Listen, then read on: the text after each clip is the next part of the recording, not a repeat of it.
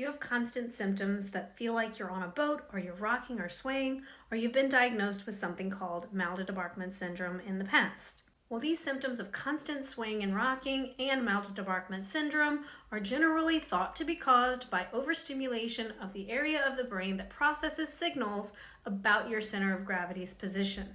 And while your center of gravity's position is perceptual, you have ways of figuring out exactly where it is and practicing controlling it. My name's Amy. I'm a vestibular physical therapist, which means I treat dizziness and balance problems just like these. So let's go through a few exercises today that will help you get in touch with your center of gravity and figure out how you can control it. The first thing you need to know is your center of gravity is the center balance point of your body and how you transmit your weight down to the floor.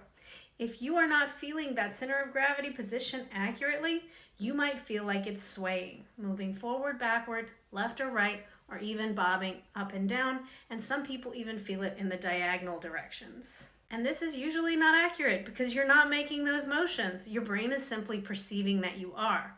Typically, these conditions get worse if you're holding still or if you've just been on a moving surface. So in order to get in touch with your center of gravity, we usually start with staying completely still and getting yourself on a nice, firm surface.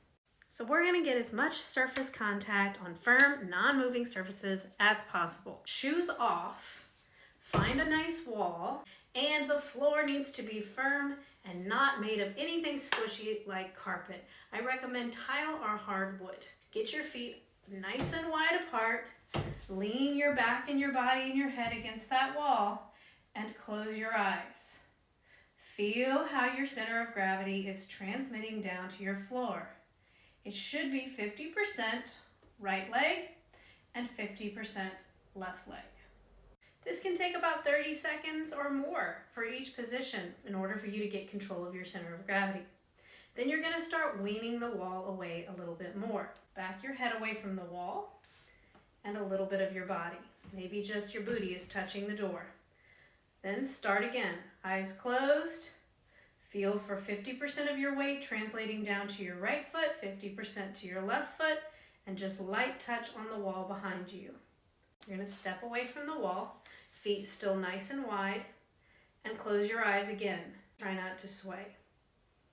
Once you've gotten control of it here, you're going to start narrowing your feet. The goal as your feet start to get narrower and narrower is to not sway or move around.